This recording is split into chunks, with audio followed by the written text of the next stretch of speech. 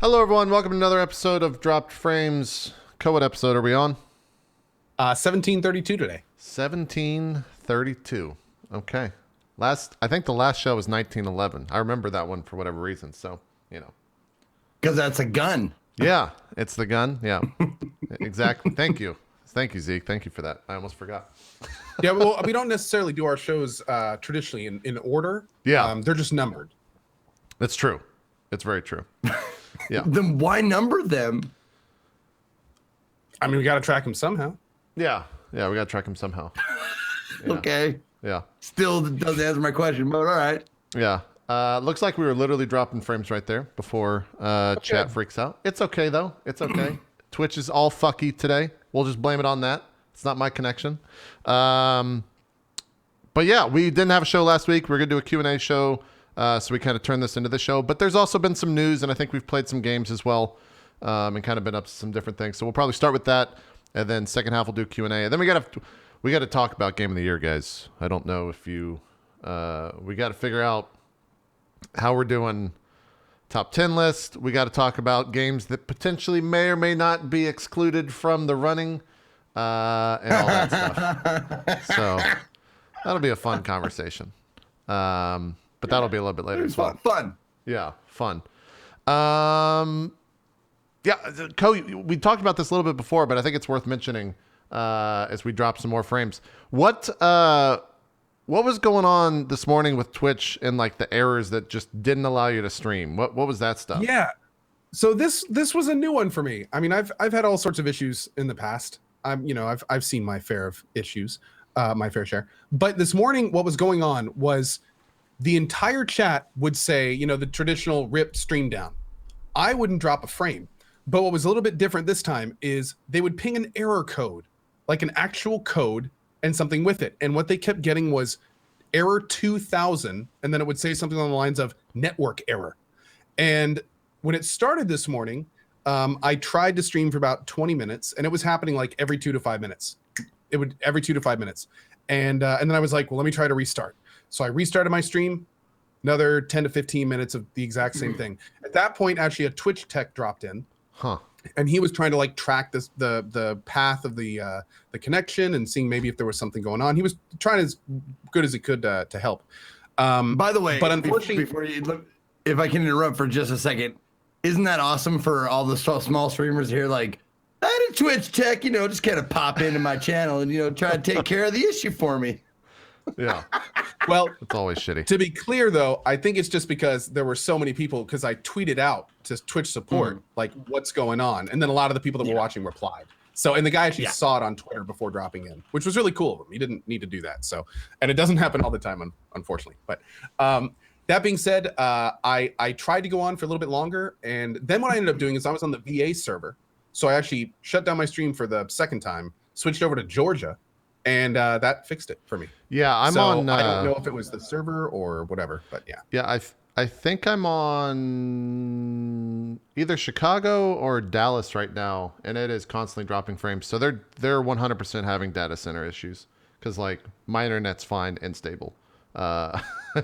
We might have to swap because this is now the third or fourth time, but we'll just keep going because the VOD's going to be fine. But yeah, issues are kind of always happening now on Twitch. It's been kind of a weird last month where it's just constantly happening. There was that whole sub ordeal, which ended up not being a big deal. I think I never heard really a resolution where when that started happening last week, where people were getting emails saying that their subs had just been canceled, and we learned that from yeah. The PR was a lot worse than the actual issue. Yeah, it could have been a complete non-issue if like Twitch had sent out one of their official emails. Like, hey guys, if you see a cancel notification come through, don't worry, we're switching over to a new payment system. But I think the worst part was Twitch wasn't saying anything, and a lot of people were guessing, and that led to a whole lot of confusion. No, I saw a tweet and I went to check because I'm subbed to a lot of people, and I get notifications from Twitch all the time talking about your sub has refreshed and that kind of thing. And I saw a tweet from Ammunition, I think, and I looked through my email and I saw 4 different things that like your billing agreement has been canceled. I was like, what in the fuck is going on? And then God bless him, Barry, who is like our tech angel sometimes. He was like, Zeke, you might want to check your other emails. And I was like, oh, okay. So I checked my other emails, and sure enough, there's a new like email from Exola or whatever, however you say it, saying like, your subscription has been renewed. It's like, well, fuck, thanks for telling me and give me a heart attack for like, 10 minutes. Zeke, what did he say again? I like your impression. Yeah, please, and indulge us. Zeke, you may want to check your other emails. I don't know if that's how he actually sounds. I haven't heard his voice in a long time. Dude, I thought you were Barry. Yeah, so did I. Really? Okay, good. Yeah. Okay, good. I just need the beard. It was pretty 1-to-1. It was pretty 1-to-1 for sure. Pretty 1-to-1. Yeah, so it's no fun. There's been a lot of random issues occurring.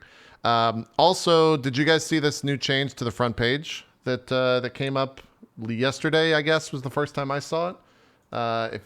Does anyone ever visit the front page? I do all the time. They put viewership numbers now on the different thumbs on the front page. Interesting. Which I think looks really bad. I don't know. It doesn't look that hot to me. It just looks odd. I guess maybe because it's so different. Like I've stared at this stuff for so long and just seen like thumbs that the fact that they're putting viewership next to it just looks different. But it is what it is. It's not the biggest change. It doesn't warrant a tweet, obviously, but I noticed that yesterday. So hold on, I'm sorry. This new program and all. By the way, if we said that, we're using a new voice and video program. Yeah, I talked about it in the beginning. It doesn't like your chroma key, or it doesn't like your green screen. No, it doesn't like my lighting. My lighting is not the best. Yeah, but no. I am zoomed in here. And when you go to the screen where you show stuff, I'm zoomed out again. What do you mean zoomed out? Go to the screen where you show stuff like underneath us. Oh, that's just because it's been cropped on the front. Oh, okay. Yeah, and hasn't here because like we have so much real estate to use here without a fourth person, but on here not so much. We're pretty buddy. Well, I'm huge, and then I'm regular sized. Yeah. Like in the other screen. Yeah. All right. So I'm sorry to interrupt, guys. No, it's not a problem. I think it's important to mention the fact that we're on this new program and there might be issues with it. But the drop frames that are currently still occurring are 100% on Twitch's end because my internet's fine. This is like the first time my camera hasn't been in low res, I think. Well, that's the other fucking crazy thing is you guys are sending me 720p feeds at 2000 bitrate. And depending on how the capture method is on y'all's end, I know some people are getting 60 FPS last night sending to me. So like it can go all the way up to 4K 60, but I don't have the bandwidth to support the call for that.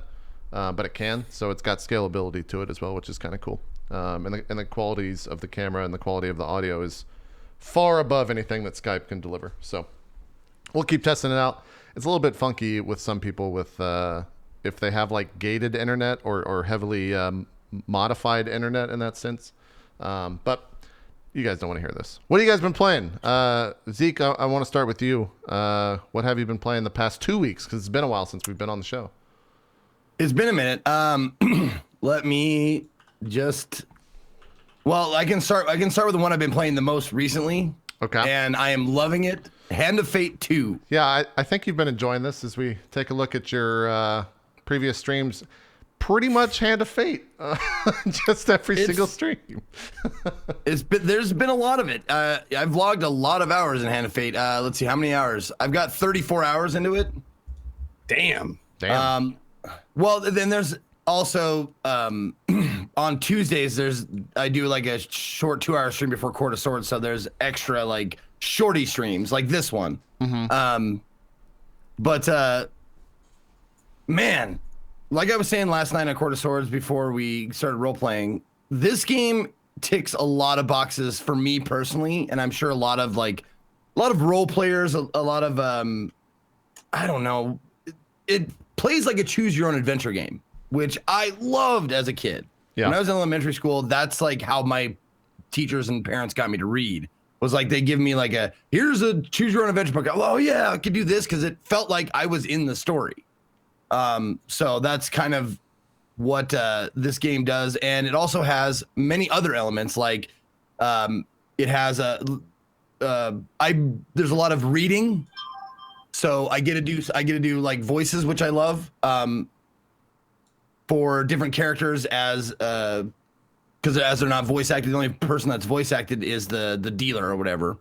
It also has gambling, which I also love. Like there's definitely many elements of gambling. Nice. Where you test your luck or you push your luck against, bad odds to get, better stuff or whatever the fuck. Yeah. The combat is pretty rudimentary. It's nothing revolutionary, but it's there's a bevy of different weapons you can choose and stuff like that. It does get a little repetitive as you go on, but it's so interspersed that it kind of takes the repetitiveness away. Yeah. Because you're spending a lot of time like just doing different stuff. There's just a lot of variety in this. And the Twitch integration, man. The Twitch integration is fucking fantastic. Is that what that is It here at is- the top? Yep. You can stuff? cast your vote. Now those things up at the top, you see the -5 apple, -10 crown, +10 crown. That's food and gold. You can vote on if you get a health potion, more max life, stuff like that. That's all chat, and you can vote as long as you're playing for those certain things. And every choice you make, chat can weigh in and vote on it. You can turn off certain choices. Like if it's just a random choice, you can turn those off. Like if it's just 1, 2, 3, or 4 cards that you want to pick, you can turn off those choices. So there's definitely some customization there, and it's not the only thing that's forced as far as what you have to go with what chat says are those things at the top. The gift, they call them the gift voting. So chat can either vote to fuck you or vote to help you. But the other votes within the game, they just show up in percentages. Like 50% say this, 30% say this, and then 20% say this. And you don't have to go with chat's vote if you don't want to, but it's more fun if you do, obviously. Gotcha. Huh. Yeah. And this and there's a lot of game. There's a lot of game. Well, that's what I was going to ask. This is the type of game where Hold on. Somebody's phone keeps going off. It's Coz, yeah. I was going to message him after I finished talking. Sorry. Okay. I'm trying to mute my phone when it goes off. Here's the other thing with this. Small is that, emergency transpiring. I'm trying to. yeah. Sorry about that. Here's the thing that's why that's happening. Co usually has push to talk on in Skype, but there's no push to talk in this program, which a learning process. Sorry about that. Yeah. Don't pester him too much about that. But is this the type of game, Zeke, where every playthrough is different? Like there's no linear path through all of this, or is it the case where it is linear? It's pretty linear. Oh, okay. I thought the randomness yeah. of the cards led to kind of a different playthrough every time. Not necessarily, no. Okay. You can hedge your bets towards like there are trinkets and equipment and companions that can help you. Like just for example, there's a dice game that you play with 3 dice, and one of the companions, one of his abilities is he'll add a dice to your rolls, to one roll, but you lose him for 3 encounters, kind of thing. So you can hedge your bet against. That's another thing that I really like. Before you go on a quest or on a quest mission, whatever it's called, it has kind of a mission over like outline. It says there's going to be a lot of dice game. You're going to fight thieves, and you're going to want to bring a lot of food. It kind of gives you hints as to what you want. So you hedge your bets that way by adding, and you add a lot of the encounters. Right. So you can add like an encounter that gives you food after a battle, kind of a thing. It's like if I need food, I'm gonna put this encounter in that gives me like 10 food after I fight like 5 thieves or whatever the fuck. And if you chance to hit it during your mission, then you'll get that that food and stuff like that. So it's a nice mix between what the level already has and what you have put in it to hedge your bet. And does the voting at the top, is that just a constant? Does it have like a timer? Like what signals the end of the voting? See those steps, the footsteps with the 3 out of 8? Yes. So every 8 steps you take, you get that thing, and then it restarts. What's considered a step? Every card. Okay. Every single card. Every action or every card? Yep. Every card. Okay. So you step on a card, foot step counter goes up. Right. Whether it's something you've already done, you can backtrack, and that's a way you can actually game the system a little bit. So if you see like a good gift that you really want winning, you can kind of game it by going step back, step forward, step back, step forward, step back. You can kind of game it like that. I tried not to do that. Yeah. Is there any system like but, the system for people that play offline? I think it's random in the game. I haven't played offline, but I think without Twitch integration, you actually just, I think the computer just gives you something. I'm not positive though. I don't know. You're gonna have to ask somebody else. Huh. How long did you say this was? You said it gets quite long. But I kind of I still haven't finished.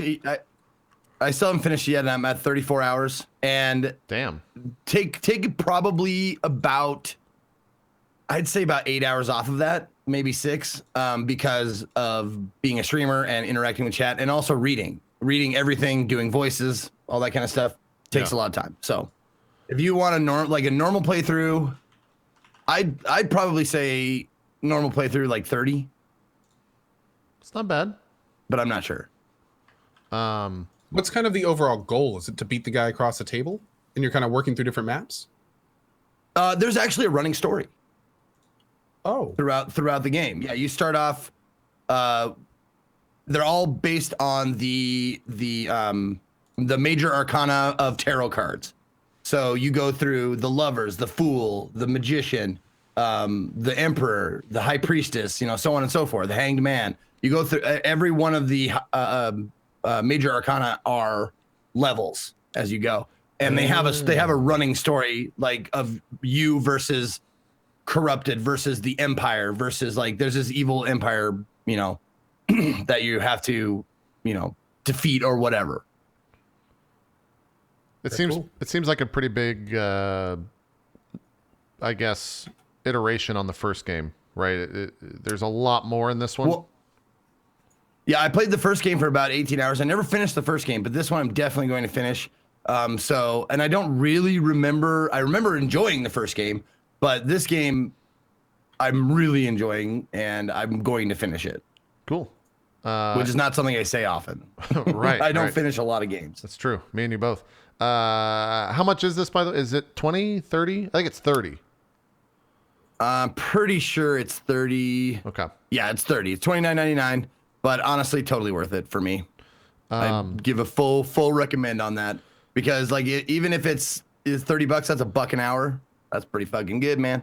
Someone in the chat's asking, and you kind of talked through it in the at the beginning when you were talking about the combat, but the combat's changed or different from the first one. Is that? I'm not positive about how much it's changed, because it's been so long since I played the first one. Yeah. But it's still rudimentary. It's take Batman or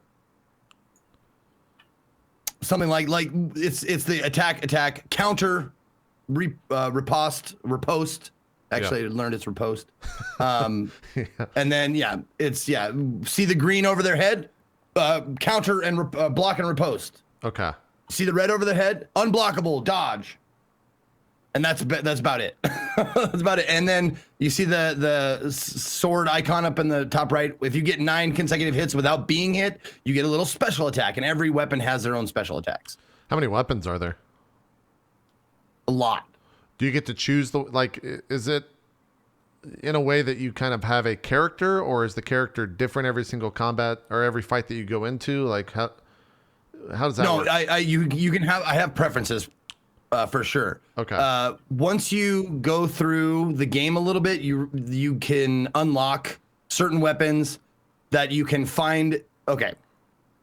Basically, what you're doing is when you start an adventure, you're kind of sort of DMing for yourself. Like you pepper in these things that you want. Yeah. So I want an encounter, or I want a weapon to be in this mission. So you have this huge hammer that you want. You can't start with it, but you can find it along the way or buy it along the way somewhere. But there are also other weapons that if you unlock, do challenge, there's tokens on some cards. If you do the challenge on those weapons, sometimes you can actually have you can unlock a decent starting weapon. Like I unlocked the Chieftain's Battle Axe or whatever. It's not like top tier, but it's a really good starting weapon. So I started with that weapon for many, many, many different things. So I love two-handed combat in this is my bread and butter. But I bet you a lot of people would have more fun with sword and board or with dual wielding like knives and shit. But I was always just heavy, just yeah. I never played the first one. I think you played a little bit of it. Do you remember any of your? Can you harken back to any of the issues that you had with that? See if maybe they've changed in this. Yeah, I really enjoyed the first one. I played it kind of into the ground a little bit though. I don't know if I beat it, but I remember I played it a significant amount. The second one, I haven't really wanted to return to it yet. I actually have watched a lot of Zeke. I think I stuck around like almost 2 hours one of the times I rated him and just watched him kind of play the game. And it looked similar enough to the first one where I think there was other stuff I wanted to try, but it looks like it made a lot of improvements for sure. Noticed a lot of new mechanics that I didn't look familiar, and it may be a game I return to down the road. Yeah, a lot of people kept saying that. I think because of there must be some relationship to this and like D&D in a sense, because everyone was like, "Oh, JP, you love this," but it feels like the combat's not important enough that I'd probably get a little bit bored with it. So it's definitely not my type of game, I think. But Zeke seems like he's having. There is a lot of reading. Fun. Yeah, exactly. Yeah, I think Zeke sounds like he's having a lot of fun with it, though, for sure. Yeah, and there's games out there that with a lot of reading that are kind of daunting. Sure. This one it changes up what you're reading so often that it's easier to take. It's like the Da Vinci Code. It's like super short chapters, so you feel like you're really getting shit done. Gotcha. Yeah. Well, cool. You said you're not done with this, but you're probably gonna return to it, right? I might check out your next stream. I'm close. I'd imagine that I probably have less than 5 hours. Okay. Yeah, I'll probably. But who knows? It's me. Yeah, someone was saying that how long to beat was 10, so I think you're going for the. How long to beat is 10? Yeah. Oh, if you skip everything, I'm doing every single card. Oh, okay. Maybe that's why. I think you can skip some stuff. Gotcha. I was not aware of that, but cool. Well, time to beat is 10 if you don't read anything. Sure. Yeah, I mean, you could probably skip through that stuff without a doubt. And then, see, that's what I would be doing, so I feel like I wouldn't even be playing the game the quote proper way you're supposed to play that game. I like how Zeke took offense to that. He was like, "What? 10 hours? I think the how person, dare they play the game incorrectly?" I think the person probably meant offense by it, so it was right for Zeke to do so. Zeke, anything else? Because like I said, you've been playing a ton of Hound of Fate. What else you been checking out on stream? I've been checking out how to deep fry a turkey. Oh, you did the thing. That's right. How was this? I did my cooking cast. Is this your second one that you've done? My second one, yeah, my second cooking cast. The first one, I made a beef Wellington and all kinds of different stuff. This time, I made an entire Thanksgiving feast. I made deep fried turkey, mashed potatoes and gravy, pumpkin pie, and stuffing, all from scratch. The only thing that I didn't make absolutely from scratch was the pumpkin filling. I didn't take an actual pumpkin. I got a can of pumpkin filling, but everything else was completely from scratch. Like even the dough for the pie shell or for the pie crust. I assume you're following a recipe from somewhere, or is this?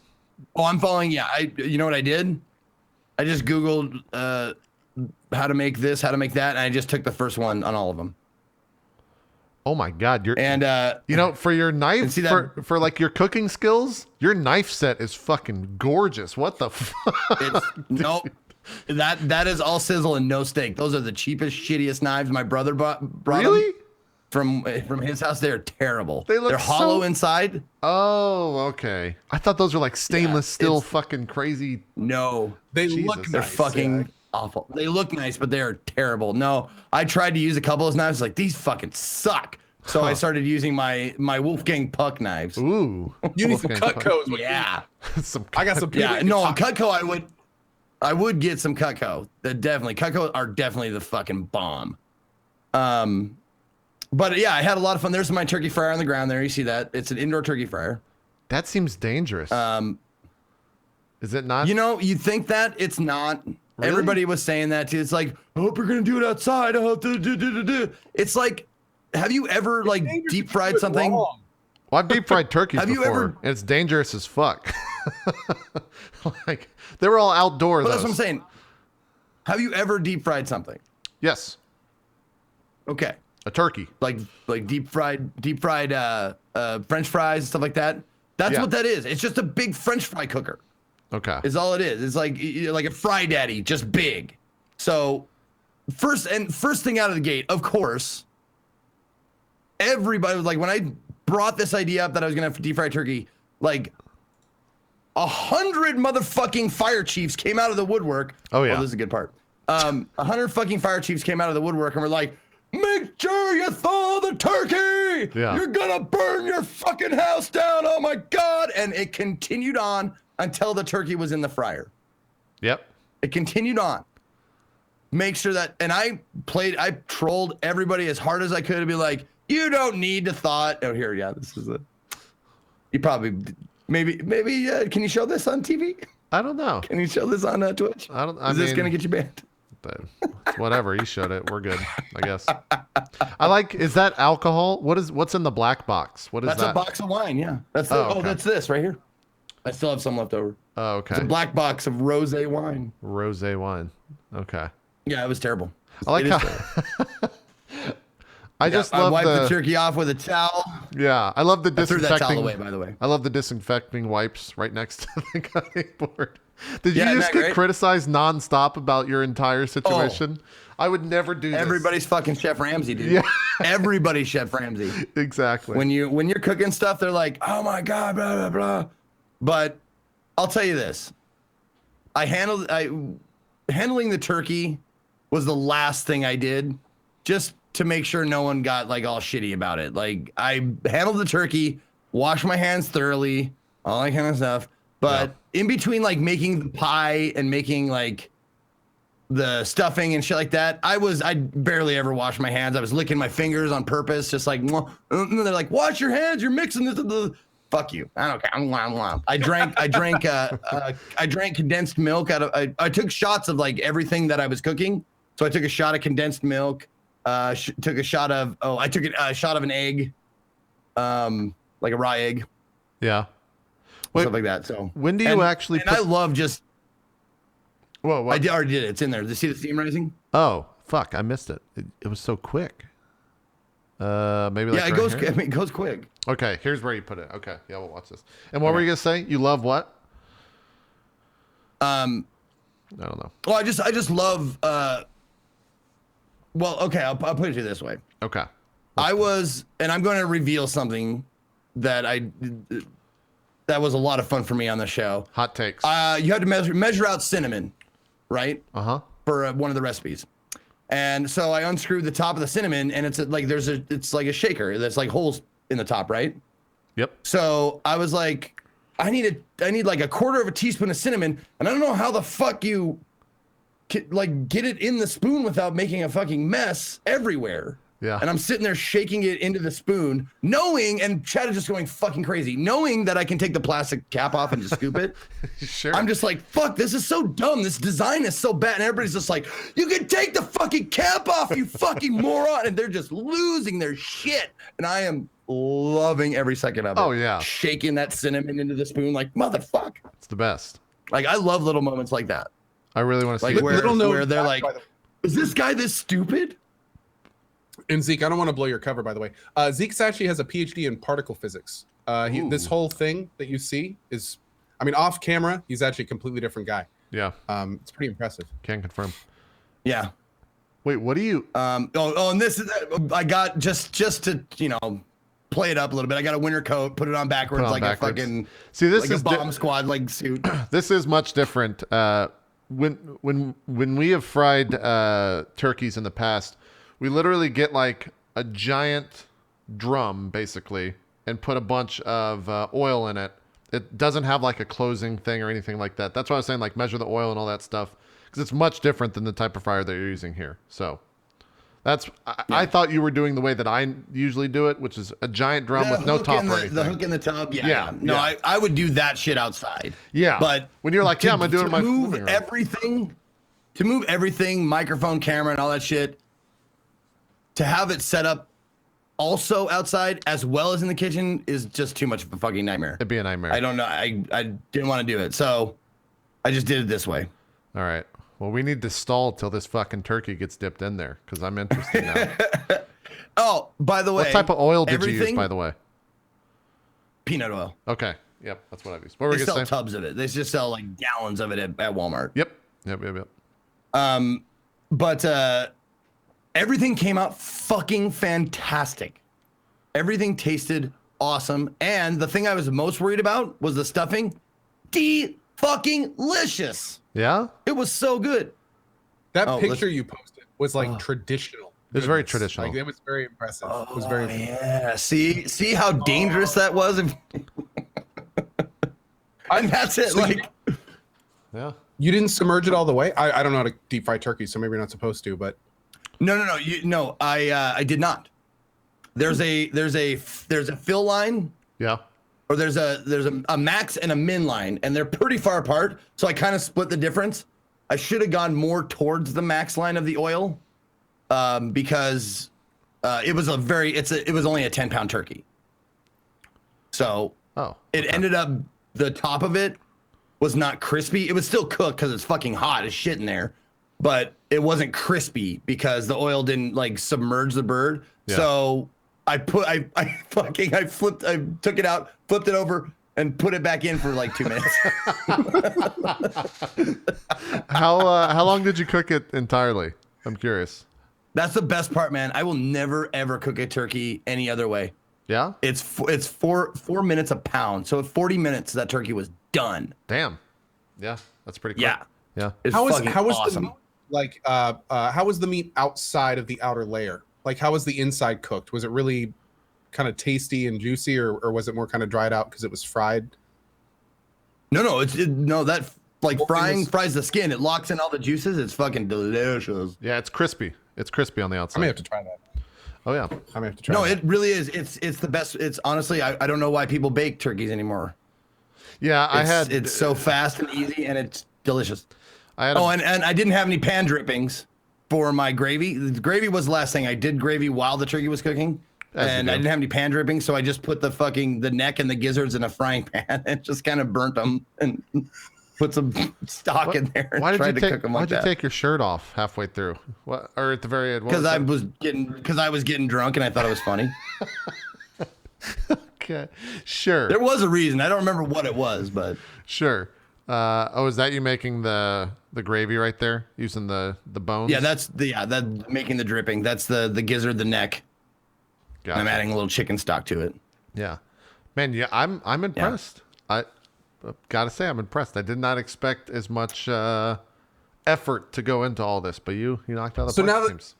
now that you're done, Zeke, and you've done the show and you've done the cleanup and you've done the meal, how did you feel about it, and will you do it again? I will do it again. But it's a very special occasion kind of a thing. It's a pain in the ass for many reasons. One, I gotta use extensions to get all of my camera and microphone shit from my office to my kitchen, which is about like 30 feet away. So I gotta get 30 feet of extensions and hubs and all this kind of shit, microphone cords and all that stuff. But yes, I will do it again. I do have fun doing it, and I made the mistake the first time I did it of not having any wine or anything to drink during it. So this time I did, cooking, and it made it so much better. Yeah, no, that's the best part of cooking anything is drinking while you're doing it. You know what, man? As weird as this sounds, Zeke, since it's just in your kitchen, you may really benefit from getting an IRL streaming setup and just having a camera follow you around the kitchen, and you wouldn't have to worry about any wires. You could do stuff outside and inside. The whole thing would just travel with you. You could ask, and you could just get do it right from there, and then your Gun laptop run. could just be chat. So you wouldn't have to worry about OBS or any of that shit. It would all be, But anyway, dude, yeah, I'm already looking forward to the next one, man. But yeah, ask Gunrun for me Yeah. to cook with his like $8,000 fucking rig. Yeah, of course. He's giving us much Hey, you smaller know what those burgers. IRL streamers do with it. Yeah. Dude, speaking of that, Trust me, that's tame. did you guys see the, I can't, chat will have to mention their name, but there was the IRL streamers that went paragliding with the IRL backpacks that Gunrun made in Japan really? somewhere. It was fucking amazing. It was like one of the best IRL streams I've ever seen. So they just fucking had a backpack and went paragliding, and the connection stayed strong almost the entire time until they got to the very base of it, which it's crazy. Here's another idea, Zeke. I'm just gonna fly you out next time, and you can do all this here, Ooh. and then we can just all like stream Thanksgiving dinner, Yeah. and you can use my kitchen. Sounds good. It's not a bad Does idea. that look delicious? Just saying. I'll do it. Yeah. What are you doing with this? You're not about AP, to eat. you Okay. can come too. Okay. We'll have Thanksgiving in North Carolina next year. Great. Yeah. I thought you were going to eat that butter and I was going to be grossed out. But no. I did eat some butter. I ate some shortening too. God damn it. Ate some butter and some shortening. What else did I eat during that? Oh, I snorted some flour. I saw the snorted flour clip. I did see that. Yeah. Yeah. I did a little knife snort of flour. God damn it. Little bump. Yeah. Yeah, a little bump, Just a need a little little pick cook me bump. up during the stream, right? Well, we'll come back because I know we have Indie Sunday. Co, what have you? Just a lot of RimWorld is what I've been seeing. And then I think you finished I Nioh did as the well. Nioh thing. Yeah. Yeah, did Nioh. A lot of RimWorld lately. Also, a game that I recently got turned on to like yesterday, and I have been playing off stream. I actually have it open right now. It's a game called Avorion, which definitely snuck up a little bit. I was not ready for that one. Let's talk about Avorion for a second. And, I got it pulled up. This is like I saw this yesterday when I was browsing games on Steam. It's like a space Minecraft is what I got. Yeah. What is So what this game is? When I saw this game the first time, I was watching a PoE streamer that we actually had on, Ziggy. If you guys remember Ziggy. Yes. I followed him after our drop frames, and I noticed that he was playing this game at some point. So I dropped in, and he was knee deep in a big build because this game's all about building your ships. And when I saw him building, what he was doing looked pretty cool, but it was very blocky. And as my community knows, and a lot of folks know, I am not generally about voxel games. I don't really play Minecraft. The big block thing kind of jars it out of me. I can't really get too immersed in that kind of stuff. So normally I avoid that. And when I saw Ziggy play it, it looked kind of cool, but kind of blocky. And then I looked at it on Steam, same thing. However, one of my mods, the day after I said on stream that it looked too blocky for me and I probably wouldn't be playing it, showed me the workshop. And if you go to the Steam workshop for this game, you can see ships that other people have created. And what that showed me is that you can create some incredibly awesome ships in this game. Later on in the game, you get tools to make like all sorts of bended edges and all sorts of crazy stuff. I was like, when I saw those screenshots of some of those ships, I was like, okay, I'm not going to get like invested, but let me try this game for an afternoon just to see, if it's good, if it's any good. And I played it yesterday, and I played it for, I think, about 2.5 or 3 hours. And by the end of it, dude, I was sold. Like, I really like how in-depth they go with all the systems. If you look on the right side of the screen down here, you can see all those different things that the ship tracks. And you have, every time you add a block, it can affect how all these different numbers work together. You have to worry about thrust, directional thrust. You have to place all the things in the right areas. Now, this has been done before in other games like Empyrean. And there's even other games that are slightly like that as well. But something about this game, especially with the building tools and how they let you do everything, really just felt more intuitive. I was able to think of an idea and without having been playing it very long, kind of quickly make that idea. They offer a lot of versatility in sizing and shaping, and there's a lot of mirroring, so you can make all sorts of like easy adjustments. And yeah, I'm really liking it. I'm going back to it tomorrow and plan on trying to make some serious progress and kind of seeing where we can go. And this is all like it's a single player game, right? There's no online component to it. Multiplayer. Oh, I'm playing on a server right now with up to 50 people. Yep. Holy shit. Okay, that's pretty fucking cool. Yeah.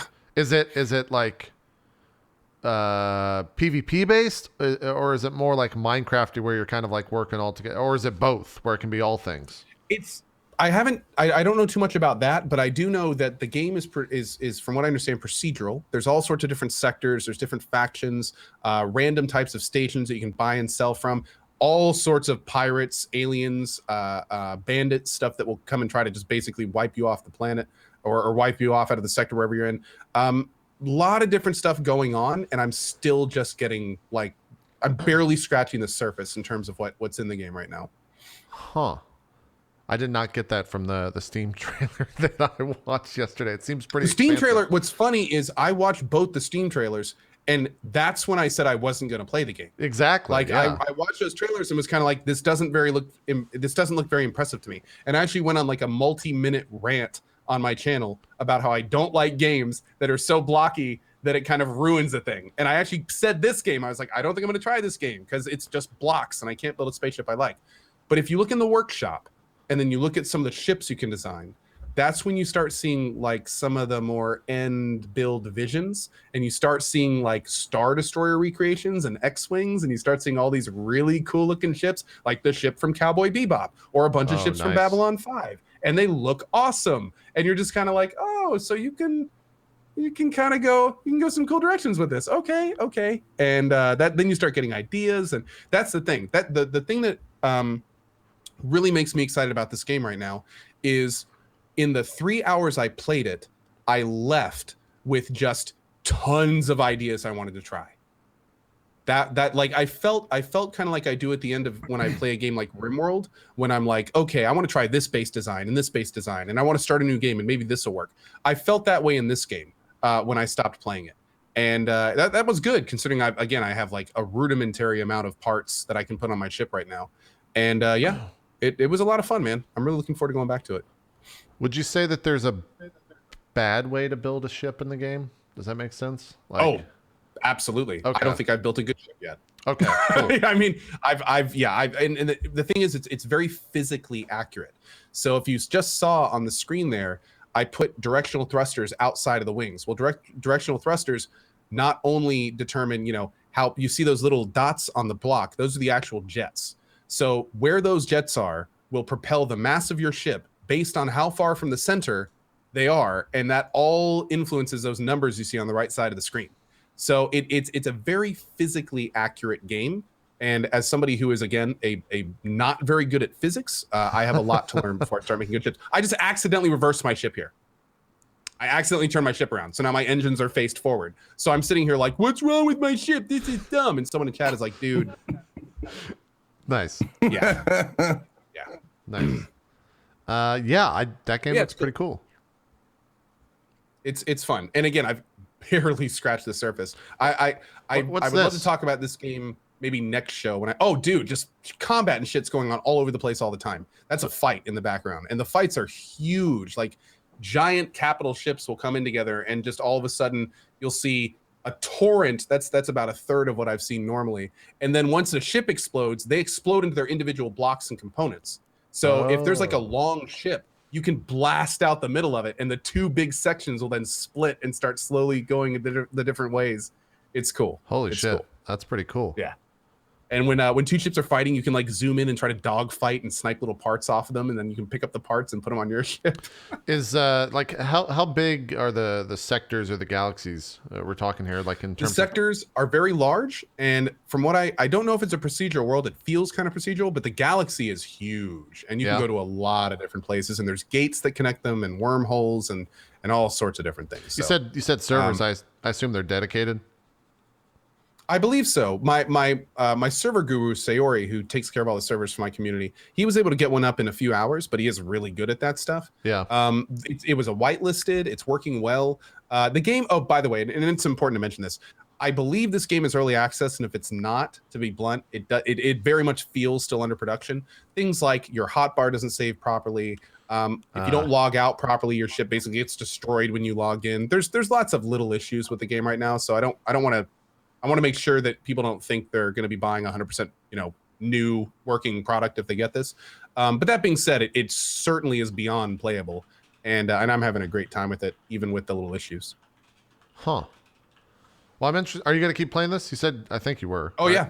Okay. Tomorrow afternoon, I'm spending at least a few more hours in it. Yeah. Yeah, I want to see kind of what what end game, so to speak, looks like compared to this. Zeke, Dude, I have some ship ideas. That was gonna be my question. Is there like a running storyline? Is there an end point, or is it just keep going? So from what I understand, there doesn't seem to be an arc. There are a couple that named characters that have kind of come up and talked to me. And I do know that there is well, don't take this the wrong way. There is a No Man's Sky-esque quest of getting to the center of the galaxy. Uh-oh. But here's the thing. As you approach the center of the galaxy is how you move up tiers and crafting equipment.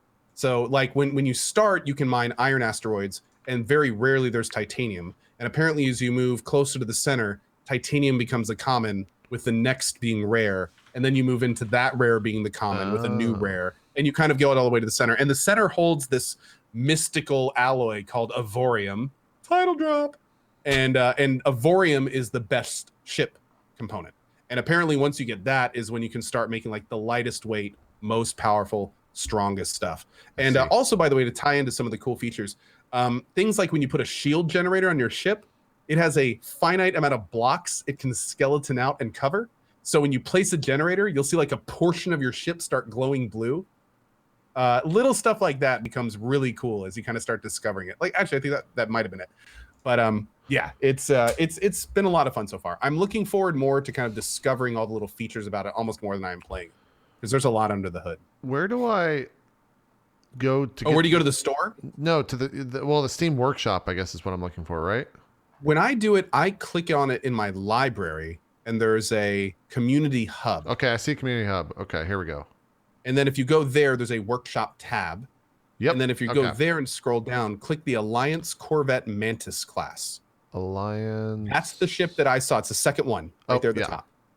When I saw the images of that, I was like, holy shit, dude. Whoa. Like, okay. Yeah. I was like, fuck? Okay, there's nothing blocky about what I'm looking at right now. Like, that is badass. Like, turrets all over the place. Like, if you look through the pictures and see the engine pods on the back, they're sculpted. That ship right there has a city inside of it. So if you scroll down and look, there's a city inside of it, and the buildings are made of crew compartments, so people actually stay in them. There's a runway, and they can launch carriers and all. You can actually build ships in the carrier, and then launch the fighters. Yeah, it's. But to be clear, there's no, like, you can't be a small little avatar, right? You're only ships in this game, or are you avatars? There are only, as far as I know, there's only ships. There's no getting outside of your ship. The smallest thing you can get out into, everyone has it, is a mining drone, which is like a little 2-block ship with 2 mining lasers, and you can always get into that if you want. So you can always kind of pull yourself back up from the bottom. But yeah, dude, there are just pages and pages and pages of really cool looking ships. There's what's even cooler is the way the game works. The larger your ship, the more turrets you can use, the more fighters you can house, et cetera, et cetera. So as you see these massive builds, these things have just an obscene amount of weaponry. And if you were to see one of these actually fire, it would be like a fireworks display. It's pretty badass. And if you can see there, the fighters in the ship are actually TIE fighters. Yeah. I've always wondered when people make, like Star Destroyers or these epic creations and this stuff, if it's like, is that a script? Are they like taking stuff from other, or is this all like block by block built? Because that always blows my mind if it's block by block. It depends on the game. Things like Minecraft, you can import models, but in a game like this, I'd be surprised if people did it out. I haven't seen any type of 3D model importing in this game, so I would assume it was block by block. Unless I see like oh, that's a perfect example. That's a mining ship. That's like, oh, that looks so sexy to me right now because I only have 2 mining cannons. Yeah, this has like 10. That looks so good. Yeah, that looks so good. That's cool. Well, I hope you keep playing it because I kind of want to see the evolution of your ship, so to speak. Are you ever just going to cheat and like download one of these? I've said that there's 2 designs that I want to do before I'm done with this game, and both of them are very large. Okay. So I'll be playing this game for at least probably a week or so in the afternoons. Are you ever just going to cheat and like download one of these? Probably not. Okay. Nah. See, I feel like I like looking at them like I'm in a museum. I love appreciating them for the work other people have done to them.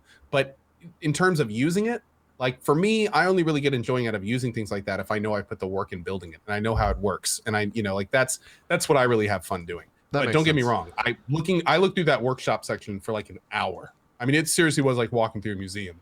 Yeah. There's some amazingly creative and phenomenal designs in there. I feel like for me, I would get this game and be like, oh, that's cool, my ship. Okay, I understand the basics. And then I'd just go to the workshop, download all the biggest ships, and then be done in like 2 hours. What's really cool is a lot of the ships have extensive commentary from people that have bought them and then left feedback or how they did, or like there's this one guy I caught a couple times who would buy a ship and then post like an epic RP adventure. Like it's cool. It's very cool. I definitely recommend people that are interested in the game to check out the workshop. Huh. I was not expecting that. What came to mind when you said what you would do, JP? It sounds like you pay to quit. Yes.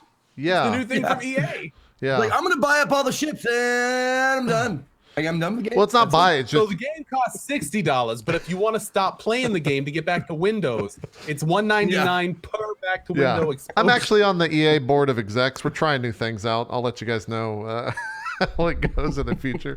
No, this game's $17.99 and all the workshop stuff is free, so you can just download that stuff and add it to your game free of charge, which is always cool. Also, by the way, for any streamers that may be interested in playing it and that may be watching, the devs are known to drop in streams and say hello. They also like tweeted out a picture of them watching streams. They seem very cool and connected. So Avorion is a great game to check out. If you're interested. Oh, and speaking of devs, the Hand of Fate devs.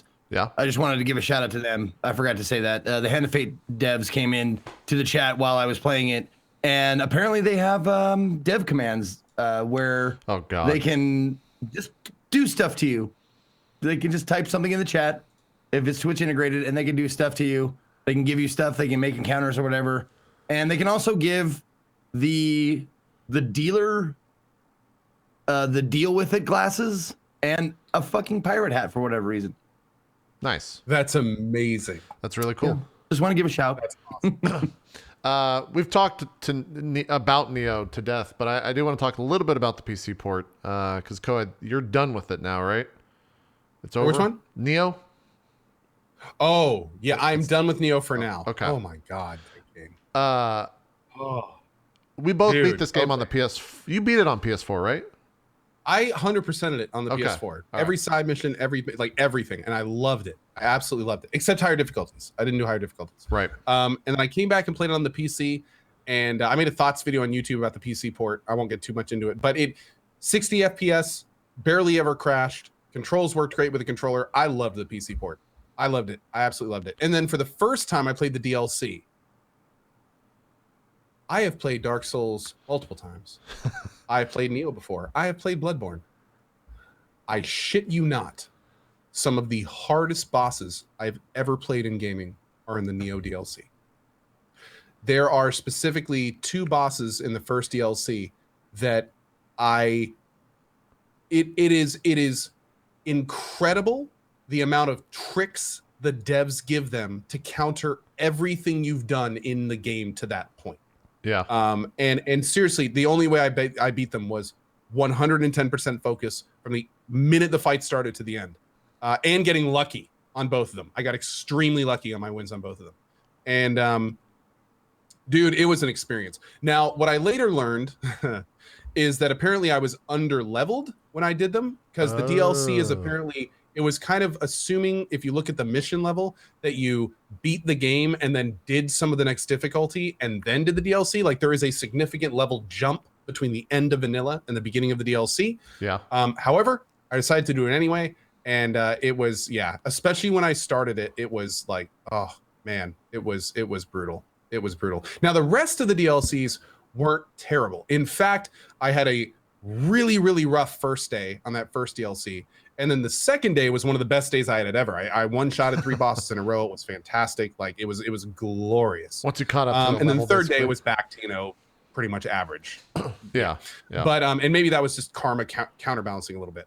But in the first day, just to give you guys a bit of an idea, I'm not a terrible gamer. I'm not a great gamer. I'm barely a good gamer, but I'm not a terrible gamer. I beat 2 story missions in 6.5 hours. Jeez. And at the end of the second story mission, I barely beat the boss to beat that second story mission in that 6.5 hours. and then immediately logged off. And there was easily a chance that I could have died in that fight, and I probably would have been on that fight for more hours. Damn. So yeah, it was amazing. It was amazing. And don't get me wrong, I know it sounds like I'm complaining about those bosses, but it's actually the opposite, because I absolutely love bosses that just absolutely kick your ass. Because like I was talking about on stream, every human has a rage meter, and as you die over and over, it goes up. And it's and how much what you feel, the enjoyment and the and just basically how good the experience is when you win is directly proportional to that rage meter. So when you've died 50 times to someone that is just absolutely wrecking you in seconds every time, and then you beat it, oh man, it's beautiful. It like there's very few things that compare to that, especially when you have like, you know, you're on Twitch and people watching and everything. So I have to admit they were some of the hardest bosses I've done, but honestly some of my favorite. I loved the DLC. And yeah, I very much recommend, especially if anyone played Nioh back in the day on PS4 like UJP, the DLC is worth checking out. If nothing else, just to beat it. Sure. Yeah. Yeah. How much grind would you say? Because you said he's kind of skipped. What's the level variance, if you can recall, between like where you beat the game and where the DLC quote starts? Isn't it like 130? Is that? I want to say I beat it around 120, 130, and then the DLC picked up between 150 and 70. Like there was this little tiny jump. I remember at one point I opened, like I was going along the line, everything was normal, and someone in chat was like, "Hey dude, like what level is this mission you're on?" And I had not even looked at that point. And at first I opened up and looked at my level, and I was like 127. And then I opened up and looked at the mission I was on, and it was 180. And that's when someone in chat was like, maybe that's why he's having so much trouble with it. And I was like, yeah. So yeah, I didn't even realize that was really something that was happening. But yeah, it's pretty significant. It's pretty significant. Cool. For sure. Well, cool. Yeah, it sounds like that's a good port then. What were we gonna say? Fun. Oh, that fight is fun? We were just watching. Yeah, they get difficult. There's another tower-esque level where you have to work through really hard fights in a single level. And yeah, there's some difficult parts to that one. I see.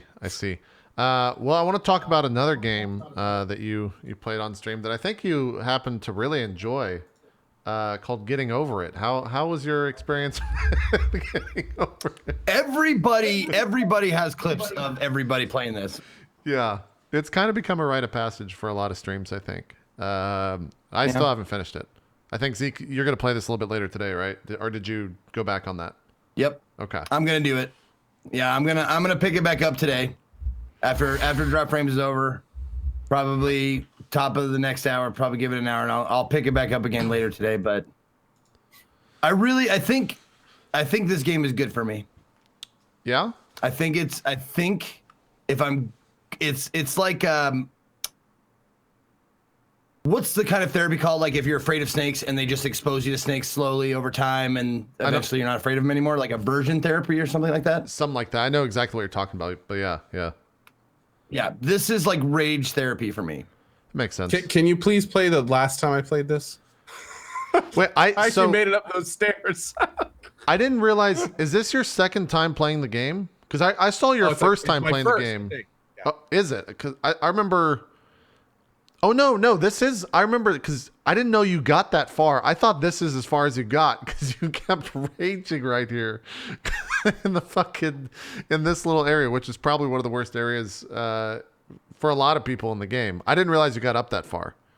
Did you play this the second time, Ko? I've gotten up to the little table with the orange right past the stair area, and then I can't for the life of me make it up. That wall. Yeah, that wall. I have so many times made it up the stairs, made it around the top, made it to the little orange table, and then every time I try to go up that hill, it ends in one of two ways. I either fall back to the grill right there, or what happens most of the time is I accidentally push a little bit too far off the wall, and go back to the goddamn beginning. Yeah. Okay, I can't talk about this much anymore, or I'm gonna start getting angry. You did get pretty. This is probably the angriest I have ever seen you in that short amount of time, without a doubt. Here's the thing, though. This game's awesome. I don't know what keeps me bringing back to it. Every so often, if Rowan's asleep and I'm supposed to be watching him and I have a few minutes, I'll fire it up and just mess around. Like it's simplistic difficulty is extremely addictive. Yes. And it's the kind of thing where you know it's so hard that even getting basic stuff, it's almost like a mobile game in this regard. You know it's so ridiculous that even basic stuff can make you be like, okay, awesome. Like, this is great. I made it up to that little area. Yeah. And yeah, I mean, I keep finding myself coming back to it. Am I ever going to beat it? Probably not. I'm probably never going to beat it, but I'm probably going to every so often just throw it on and mess around. And yeah, I have a fun time doing that. Makes a great drinking game, by the way. That sounds like a nightmare, at least for me. Now, did you do the trackpad whatever shit? Only recently, and actually, JP is the guy that told me about that. Yeah. I had no idea about that, and I think I turned it. Oh,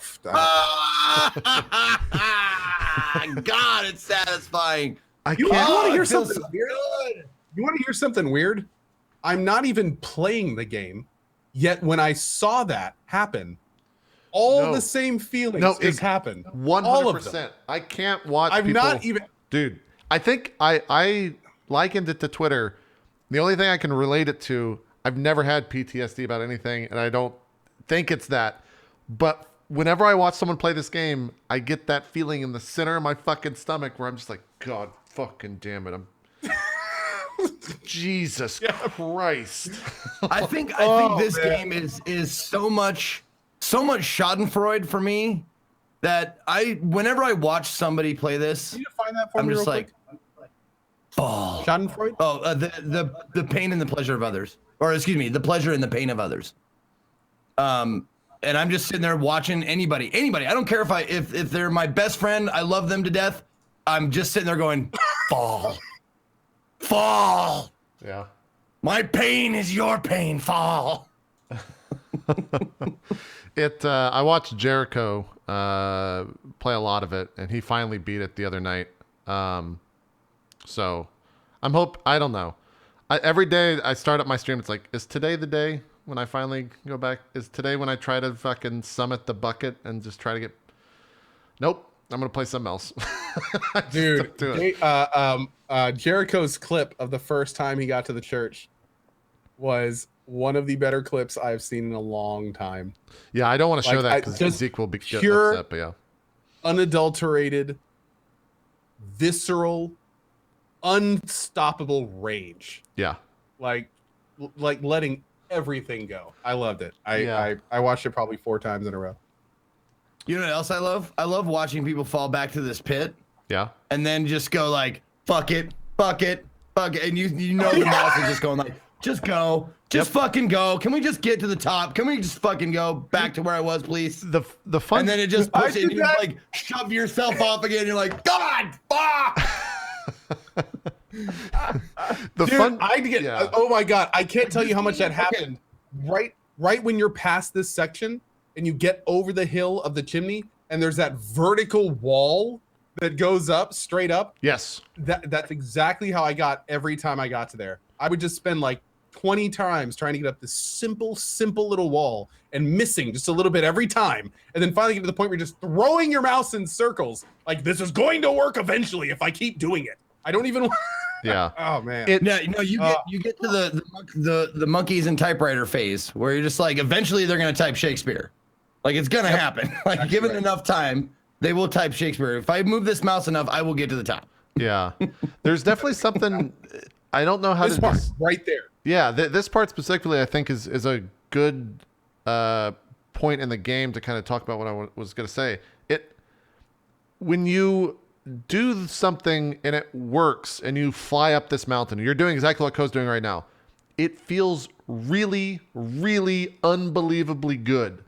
And then you try to get on this thing and you try to remember, all right, what was the actual motion on my mouse that I did to slide across that thing? And it feels really, really, really bad. Yep.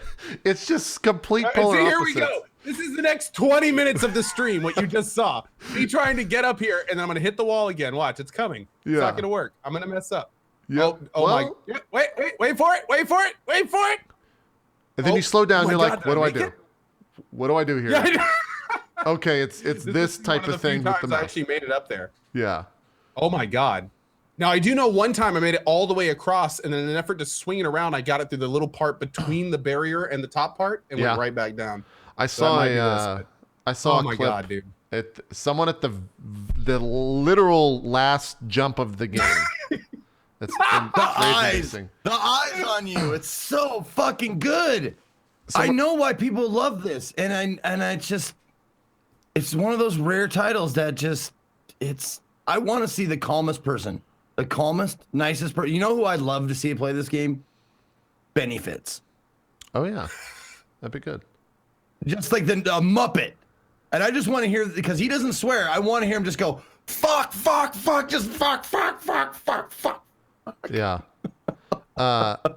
Someone is at the very, very end, like literal last jump of the game. One of them. I don't want to spoil exactly the what it looks like, etc. But you can mess it up in a sense to where you go on the other side and then you can fall. And I didn't know this, but then there's no way for you to be able to climb back up, and you just have to restart the game.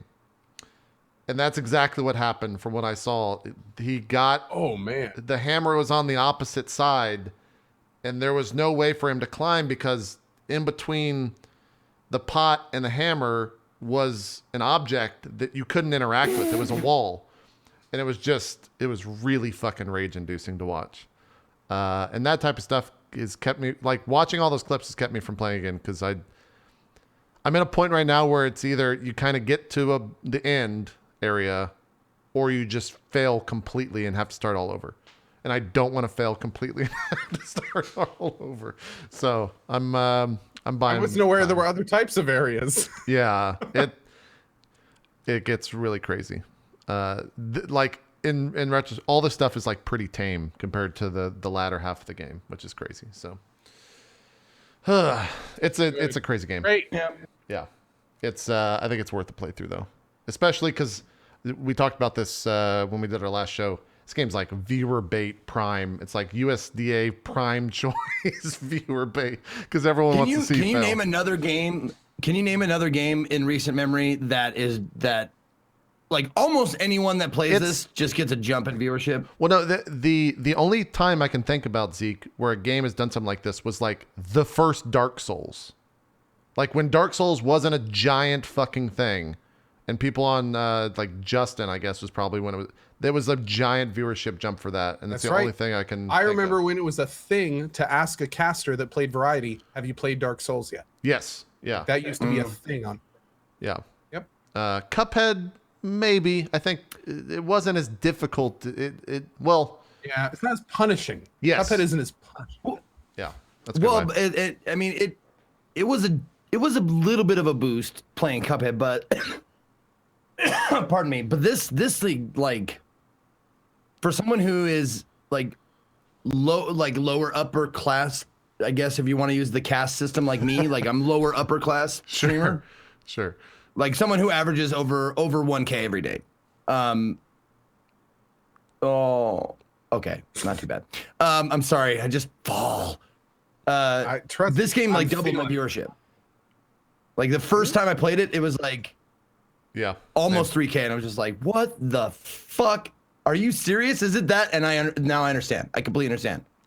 I just want you to fail. I want you to succeed just so you can fall that much further down. Yeah. Yep.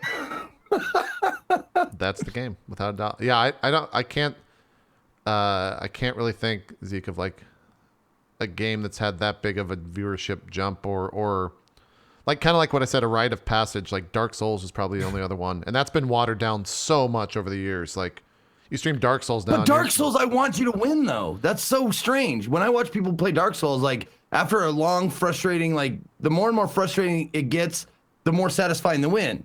This one is completely flipped. It's like the more I want you to win, and then I want you to fail. Oh man. Yeah, I guess. I think eventually I kind of went over to the other side, Zeke, where I just want people to succeed.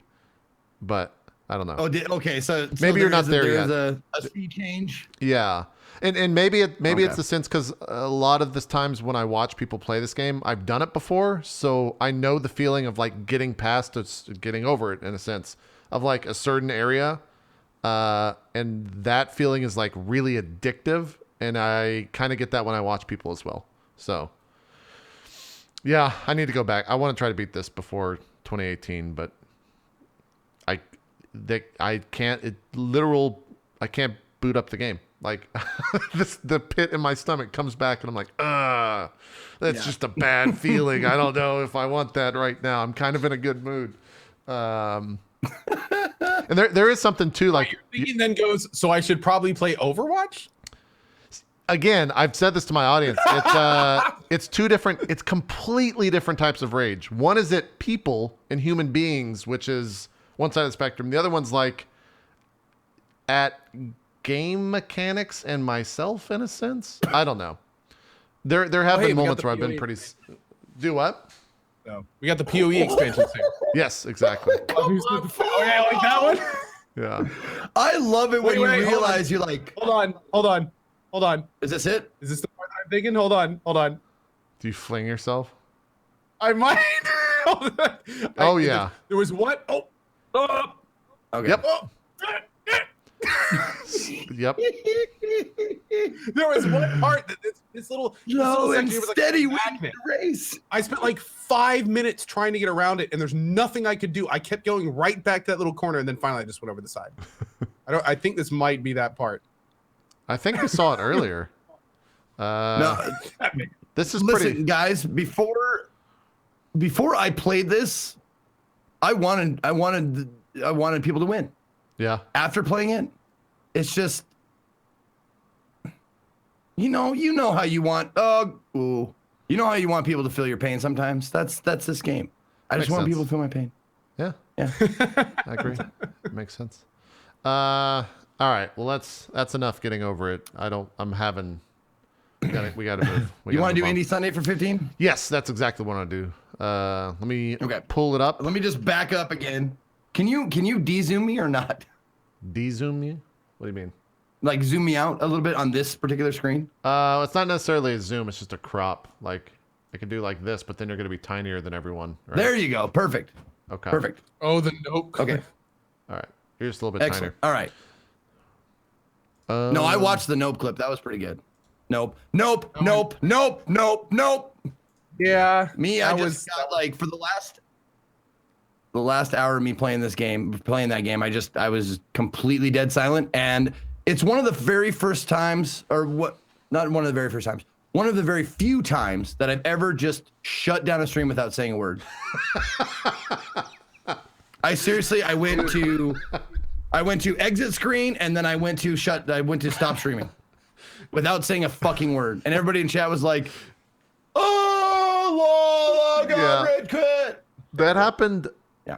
I did that, I think, like a week and a half ago, but it wasn't complete silence. It was like, I'm just sad. And then I just ended the stream.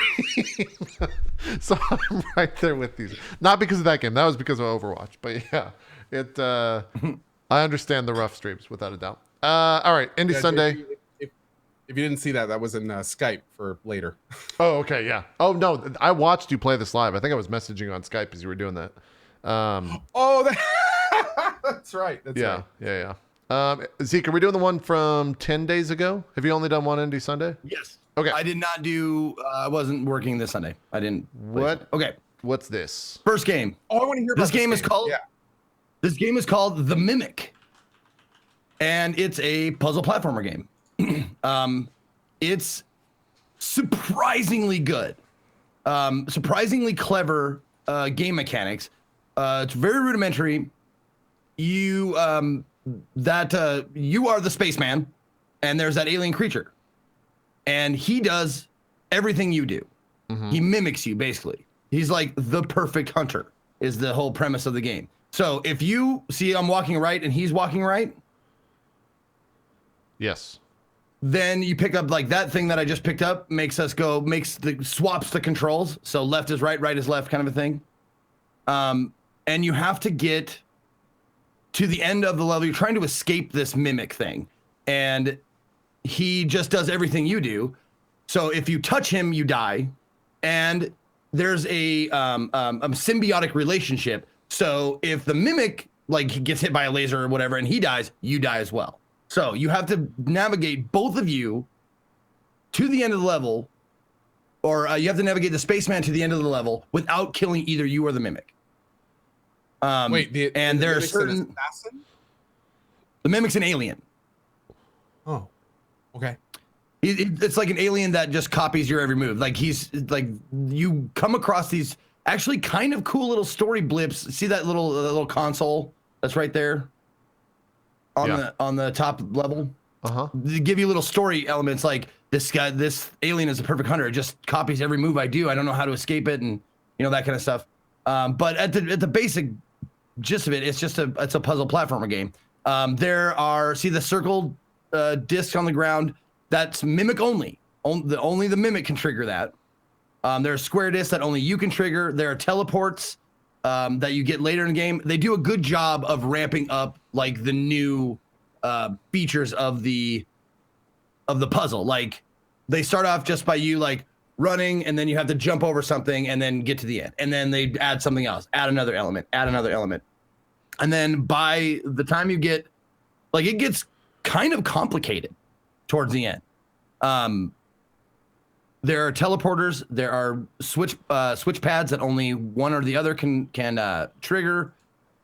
Door opening mechanics that only one or the other can trigger. Like this part, I spent quite a while on this part because there are teleporter pads and there are swap pads. So you teleport him, you jump, then you have to get him over to this one on the other side. You swap position, and then it took me a fucking long time to figure out how to do that. It's really good. It's actually a really fun puzzle game. It reminds me a lot of the Swapper, kind of what chat was saying. And did you say you beat it? I did not beat it. No. I played it for almost an hour and a half, and I really enjoyed it. I think if you like puzzle platforming games, it's a very good game. It's $15, which is a bit much, but I'd say it's worth it if you like puzzle games like this. Okay. It's a good example of a puzzle game. And I believe, if I'm not mistaken, I think the sound is pretty good too. Like the sound design and music and stuff is pretty good as well. Okay. I was going to play some, but we'll just move on. I'll trust your instinct. Yeah. But yeah, $15 on Steam. It's by Silhouette Wolf. This is it's their only entry into the Steam library. Came out the 17th, so it's been out for like 12 days. Cool. This next one looks... What is this? Oh, man. This game is called Hollow. And the reason why I had that reaction is it's a fucking good idea, poorly executed. Oh. It's glitchy. The controls are kind of janky. The controls are really slow and kind of molassesy. But the premise, the idea, the visuals are good. They're really good. It's just so many things do not match the idea of the whole thing. The combat is garbage. Those guys. But that's what I'm saying. Like that looks pretty cool, right? They look cool until they start running at you. And then it gets right the fuck back up. Oh my god. And you gotta destroy the heads on these things.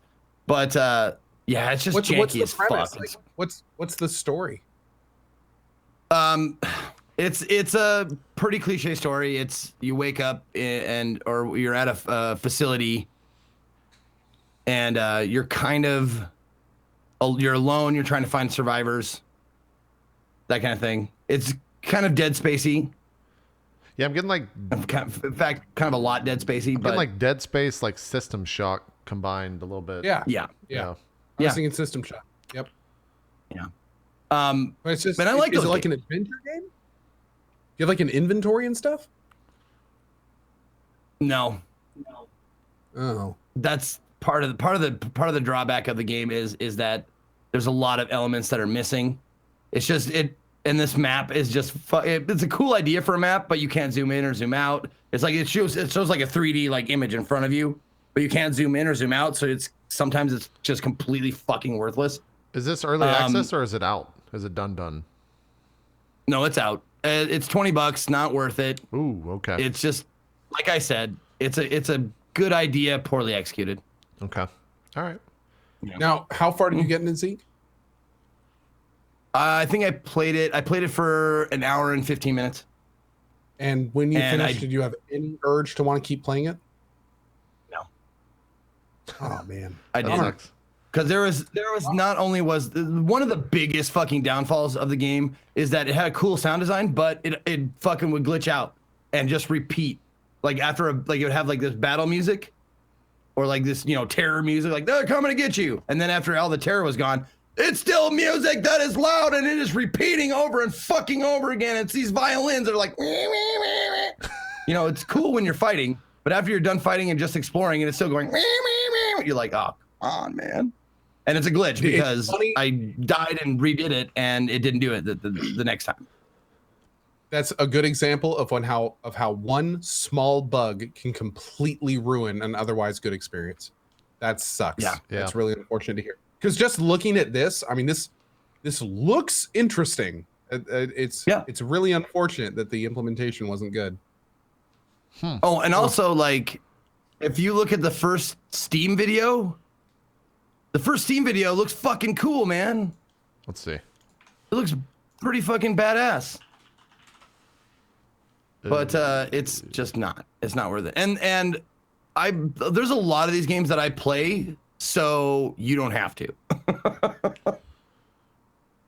Oh yeah. I mean, look at this. It's running through a ship, looking like the graphics look cool. Like they have that cool green, like spacey, like dark light got an observer shit going in shadows. Yep, it's got like a Tool video thing, like he's shaking his head. Yeah. This looks like Look at the like pitch for the game, but not the actual game. If that makes sense. No. Like sort of, yeah. This sizzle sold a shitty steak. Exactly. Yeah, that's a good way better way than I did. Yeah.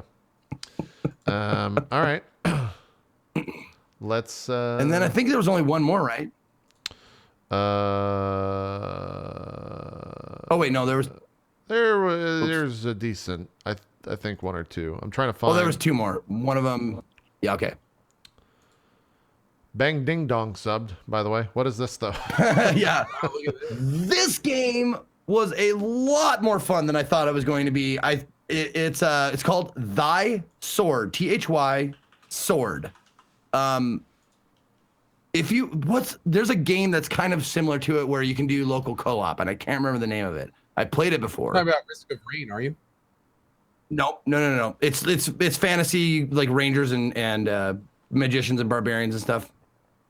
I can't remember the name of the game that it's like. Like Gauntlet? No. Anyways, this is actually a very, very fun game. It's level based. I don't think it's roguelike or anything like that. Vagante, thank you. Yes, it's a little bit like Vagante. If you've ever played Vagante. I have no idea what that is. Nope. It's another indie game that's it's pixel but you can play it with up to 4 local players. But I played this game for 2 hours. I enjoyed the fuck out of it. It's got great ship music, cool, like really fast, like quick pixel combat, platforming, jumping, slashing, all that stuff. Lots of fun, very satisfying control. There are different modes. The mode I'm playing right now is called arcade mode. You get 3 credits to see how far you can get. You can do endless mode where you just keep going through the story if you want. You have to save up your coins. There's a gambling feature in it, which God, I love. Oh, that's why I like it. You gain up all these coins over 4 levels, and then you get this campsite, and you can gamble. You can play blackjack with these guys to double your coinage or lose it all. What the fuck is and this? And then or that's a boss. Oh. There's boss fights in it, they're good. They're fun. Or you can the gold coin system is for you to save up, and in between levels, not gamble, but buy a better sword, buy potions, buy this, buy that. So in between 4 levels, you go to the campsite, or 4 or 5 or whatever. You go to the campsite, buy upgrades, shit like that. And if you're playing arcade mode, you get 3 credits. After your 3 credits, you die. You go back to the beginning and you try again. like very beginning. Nice. Does the lurking horror ever come out after he kills tentacles, or is this the boss? Yep, it does. Oh, okay. I want to skip ahead and see what it looks like. Yeah, you have to hit his tentacles enough times, and he comes out. Oh. I think you're just gonna die. I probably do. I think you just died. I don't know if this is my first time facing it, but I did end up beating this guy. Let's look at this then. Another boss. Yep, there's another boss. It took me a little bit to beat the Spider Queen, but it's super fun. $9, absolutely worth it. Great control, great like breaking the action upgrade system. So you go through 4 levels as fast as you can, and you feel yourself getting better at it. So when you die, you go back, you're like, okay, I know how to do these guys. I know how to get more coins. I know how to do this and that and the other thing. And you actually progress. You do better, die, go back to the very beginning again, and then you do even better the next time. And I felt myself getting better and better at the game and understanding more strategic ways to clear screens and kill bosses and stuff. Sure. It was a lot of fun. Cool. You did. Absolutely recommend Thy Sword, THY Sword, $9 by Game Phase. And Game Phase has one other game, Vindicator Uprising, which I've never played, but came out the 14th, so 15 days ago. So it's fairly new, but definitely totally recommend it. It's a lot of fun. And the chiptunes are fucking bomb. What's that? Gonna be playing it again? Yes, possibly. I'm actually doing next Sunday. I'm doing Indie Sunday Revisited, where I'm going back to play games that nice. I would love to give another chance to. And then this was the final game. Status Insane is the name of the game. Status Insane. It's a like you can see right there. It's a walking puzzle game. This is basically most of the game is you avoiding security guards, people with guns, stuff like that. You're in an insane asylum and you're trying to escape, and it's a puzzle game. However, it's fucking wacky. Like I think that's the best descriptive word I could use for it. It's wacky. There's absurd, weird, like I don't know where the dev is from. But there's some this part, like these parts, like this is in between levels. And there's a flying head dude, and he has this weird voice like, I admit your escaping attempt was funny for a while. Like, and he has this weird voice. And see, it's fucking wackadoo. It's great. This is their only it's game Finnish. From Frost Bullet. Yeah, it's a Finnish game. What was that? Sort of, I suppose. Oh, kind of. Yeah, it's goofy, absurd. It made me laugh quite a bit. It's $5, so it's not overly expensive. I would suggest you watch the first Steam video, because I think that's the dev in the first Steam video. He's actually like pops in and says some things in a very Finnish accent. Jesus. And you kind of get the idea behind the game, or not behind the game, but the idea of what this game has in store for you, because he's fucking wacky himself. Okay. Yeah. Huh. But it's $5. I would say it's worth it if you like. It's a puzzle game. You just run around, avoid shit, pick up collectibles and stuff like that. Yeah. You didn't beat it, did you? No. Okay. I played it for less than an hour. And this is the game that use your words. Yeah, use your words. Yeah. Cool. Yep. Which I would love to play with you guys sometime. I haven't played. I've never played it. Yeah, I haven't played this or any of the so Jack Box party games. Is that right? This is one of the easiest ones to pick up. Okay. Because all you have to do is fill in blanks. Yeah. Okay. All right. Was there anything else you guys played? We're due for a break, but I guess it's been 2 weeks, so I finished. Maybe we'll save that. I played High Hell. Was that any good? Yeah. It's not my kind of game. Okay. It's a Devolver game, so I gave it a chance. But it's a first person shooter. challenge mode kind of a game. Yeah, this. Yeah. So you go through levels, you got to do objectives, and you go through and you shoot with I don't know what style of graphics this would be. Oh, you went back, so I don't think I didn't play it for overly long. I think I played it for under 2 hours. Gotcha. But yeah, you just go around, collect stuff, you jump off, level clear, and it's just level clearing, speed attack, time attack. And that's called However, High Hell is the name of the game. Yep. However, and it is, let's see, $9.99, $10 on Steam. However, I will say the fucking soundtrack is bonkers good. Oh, so it's a Devolver Digital It's game. by my friend, by a guy I would consider a friend, Dose One, who I've met many times. And he crushed this soundtrack. It's so fucking good. It's better than the game. Nice. It's really good. So if you don't like the game, I think you probably like the soundtrack.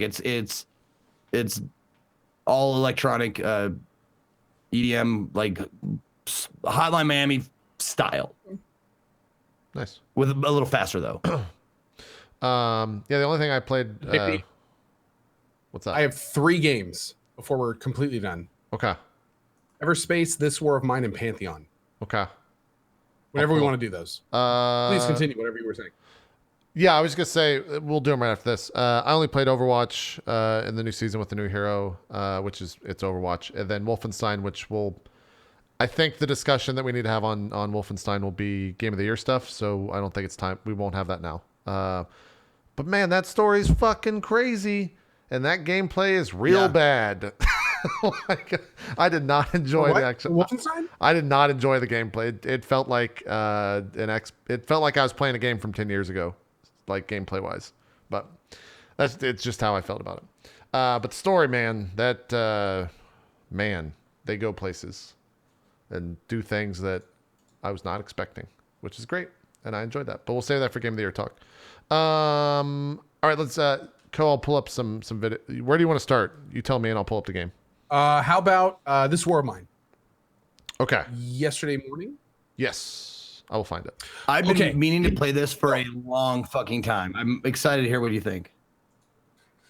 Okay, so This War of Mine is a phenomenal sandboxy survival game set in a very downtrodden Civil War era kind of setting. It is very real. It is very gritty, and I played the hell out of it when it came out. So what happened, and this was very under the radar, what happened is that 11-bit Studio, I think they're what they're called, the people that make this game, they actually released a DLC set, the first episode of 3, called Stories. And this follows the first story of a father and a daughter, and the daughter is severely ill. They are trying to survive, and I'm not going to spoil anything, but it is a 3 to 4 hour DLC. You make some very tough choices, and it is a very real and impactful story for those that let video games in for that kind of stuff. Let video games in this holiday season, everyone. Yeah, I know, right? Well, it's the kind of thing, because it's interesting. When the story ended, there were people in chat that were like, basically kind of like, oh man, like, wow. And then there were other people in chat that were like, wow, guys, it's just a video game, whatever. And I had to kind of say a little thing about it. But one of the things that I'll say about This War of Mine is, just like any great book or movie or TV show, the viewer has the option to allow themselves to become immersed in the story. And if you really let yourself do that in This War of Mine, you are in for a journey that very few gaming experiences will take you on. It is brutal, it is real, and there are things that happen that nobody likes to talk about, but just happens. It's just life. And it kind of blew me away. I have to admit, I played it for a morning game, and like I tweeted out when I was done, I wasn't prepared. Like it's one of those things where when you're done, you're just kind of like, it's a nice game to have with your morning coffee. Yeah. yeah. And I have to say this, now that I've said all that, exceptionally well made, I really enjoyed it, and I cannot wait for episodes 2 and 3. They clearly are not adverse to taking, liberties with their stories, and it works. And this War of Mine is a perfect framework for it, and it was good. I had a really good time with it. And I have to say that also another thing that kind of going back to what I said a little bit earlier, it is a very interesting phenomenon and a very interesting thing to experience a story like this with your Twitch community, because there is an incredible amount of discussion that happens at the end of a game like this. And it's one of those things where nobody's right. Everyone is valid in their perspective, and it just creates some very interesting things to say and talk about. So yeah, it was overall very much recommend. If you are this War of Mine fan, I highly recommend it. And I think you can get a season pass for the DLC, so you'll get all 3 of the episodes for like $5. Not bad. So if you like this War of Mine, it's kind of a no-brainer. I've owned this game for, I want to say, better part of a year, and still have not picked it up yet because I've heard those things about it. Because I think I would have to be in the right headspace or right mood to do it, and not be flippant about it. Yeah, I've never played that. I've watched maybe 5 minutes, but everyone that talks about that game basically calls it, if you've seen the movie The Road, it's like The Road the game. Like, I've seen tons of people say that. And what's really crazy is there's a lot of things happening right now. Like, as we're doing this show, there are civil wars occurring around the world that are very similar to what's going on in this War of Mine. Syria, Ukraine. Like, these are locations where you play a game like this War of Mine, and it's like, this could really be happening in those places. And once those connections start getting made, it becomes a lot more impactful. Yeah. Yeah, it's again, they don't hold back. They don't hold back. Shit, I didn't know this game was like over 3 years old. It's pretty old. It's been out for a while, yeah.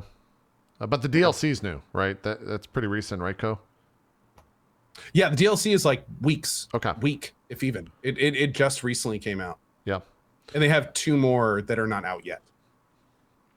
Where do you want to go? Everspace or Pantheon? What's next? We can do a quick Everspace. Okay. Yeah, absolutely. So I've talked about this game in the past, but this is another game that recently came out with an expansion. I believe, I don't remember exactly what the Everspace guys called this one. I will look it up real quick.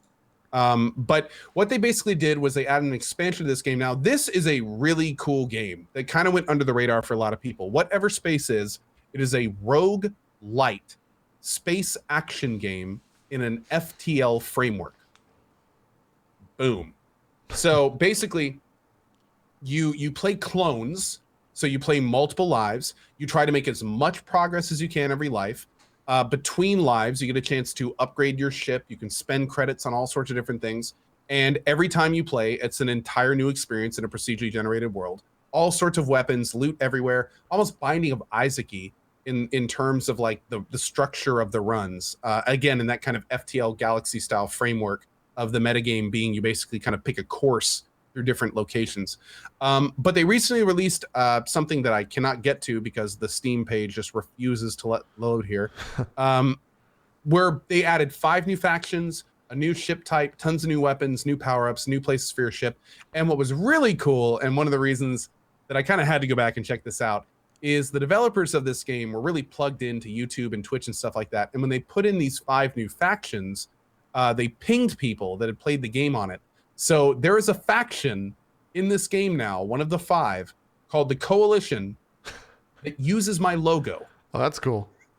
So you actually see these ships flying around with my channel logo on the side of them. And there's an entire guy, this guy named Alec, who gives you missions and stuff. And he talks about the Coalition and what they stand for and everything. And it is really cool.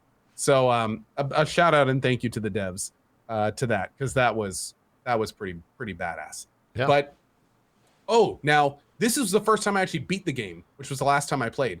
What's really cool about this game is there is an actual storyline that you play through, and it is a relatively engaging storyline that then opens up a second part of the game when you beat it the first time, kind of like the map system in PoE. This game kind of has this secondary system that opens up after you beat it for the first time. So there is a ton of potential hours you could sink into this if you like to. But yeah, overall, really good. I really enjoyed the DLC so far. Just a little bit that I've seen. The new ship type's fun that I played. And yeah, it's a really great action space adventure game for people that are looking for that. Nice. Before we move on to the next and final game, before we take a break, just a PSA. Twitch apparently just died, so don't refresh the stream. Oh, There's been a lot of reports of it being dead. I can't confirm myself, but just be wary that if you do leave the stream, you might not be able to come back or go anywhere else. So you're trapped, I guess. I don't know. good info. Yeah. Again, I'm just seeing reports of it. I don't know if it's messing up for other people, but I'm curious about Pantheon. You did a stream with the devs. Yes. Yeah. What is this game looking good? Where are you at right now on the hype meter? All right. here? So Pantheon Rise of the Fallen is a new MMO coming out from the original makers of EverQuest. And what I'm doing right now is I need to state this at the beginning. Completely for free, non-sponsored, just because I'm a fan. Period. I contacted the devs and I have been doing dev streams with them over the last few months. The dev stream that we did last time was the making of a city, where they actually walked me into their beta server. We got to go around the world. I got to see the character art, the concept art, the progression of character to 3D model to final implementation. I was with one of their brand new lore and concept artists. Like, this stuff is incredible. To me, this stuff is absolute gold. Like, as a lore whore in MMOs, being able to actually flip through this stuff and at the same time have the guy that actually made it be talking to us about his, like, why he made it and what purpose it has and stuff like that.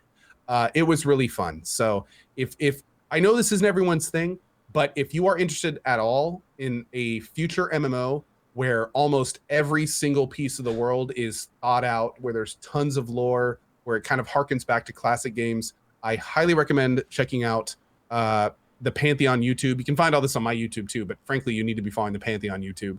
And because they're going to have a bunch of new stuff on there. They're working with other streamers as well. And yeah, it's been really cool. This relationship I have with the Pantheon devs has been not only awesome, because I am already a fan of this game. I can't wait to play it. But it's been a very interesting look in the dev process. They are actually inviting our stream into a part of the dev process that isn't normally shown. This Totally, is an actual alpha. You can see the gray boxing. Yeah. Like, they don't even have art in yet. And It was really crazy because one of the things we've talked about on this show, how companies like EA have concocted and basically co-opted the term alpha and beta for their own demos when they're not alpha and beta at all. When I have to do stuff like this and I tell the stream, this is what an actual alpha looks like. This is when there isn't things in the game yet. This is what the term used to mean before it was stolen for marketing purposes. It's been interesting. It's been interesting. So it's been really cool. And another thing that's been really fun is the style of this MMO harkens back to an older audience. So I found whenever I do these streams that, of course, the viewership isn't as high as, like a hot new game. But at the same time, the people that stick around and watch this stuff are an entirely different side of Twitch. Oh yeah, they're the MMO lifers. Really, exactly. Yeah. And I love those people. I love them. So it's been a lot of fun streaming this stuff. And frankly, I mean, it's going to be another at least a year. It may even be longer. But I am so ready for an MMO like this to come out that I can just give my life to for a half+ year or more. It's been a lot of fun. And again, a big thank you to the devs for including us in this part of the process. It was the kind of thing where, I had real talks with them about, do we want to show gray boxing? Do we live in a day and age where gray boxing is something we should show anymore when companies like EA are doing full demos as alpha? Right. And they thought about it and they were like, let's give our fans something. Like, let's do this. Let's pull the trigger and let's do it. Even though we know it won't be the most beautiful stuff, we know there's people out there that will appreciate it. And we did it, and they did, and it was awesome. Nice. So I love the stream and I love the opportunity to show it. It was really fun. Yeah, this is one of 4 or 5 MMOs that's kind of gone the Kickstarter route and is working on their stuff. And I'm so curious to see where all that ends up and how all that works out. So completely. Yeah, we'll definitely have an eye on that as 2018 comes around. All right, we're due for a break. let's take that break. We'll come back, spend about 15 or 20 minutes talking about Game of the Year, maybe iron out some categories, and then we'll jump into our Q&A. If you want to submit questions, we won't be taking them from chat. You can go over to twitter.com/dropframes. The most recent post does have a link into the Google form that you can fill out and ask us a question. So we'll be right back. Take Real a quick break. What's that? Good time to mention, Drop Frames now has an actual Twitter handle. Oh, yeah, that's you can true. now We do. follow at Dropped Frames, all one word. We do. You can go to my Twitter. I think Zeke as well. We've been retweeting stuff from it. And all the podcasting, the current guests, information, all of that stuff will be on the Drop Frames Twitter. Yep. So if you're watching right now, you should probably throw it a follow because that's where everything's going from here going forward. So Yep, we'll have VODs and stuff like that tweeted out from that. But yeah, it exists now. So, and the goal is to get it verified before Zeke does, as always. So yes, correction. That is actually the purpose of creating the Drop Frames. we want to Twitter see how handle. bad the system is. Dude, hey, don't get to the fucking question sheet before it's due. There's like 4 of those on the fucking question sheet. All right. Let's take a break. We'll be right back with more drop. This fucking. We'll be right back with more drop frames. Right after this, we'll see you in just a bit.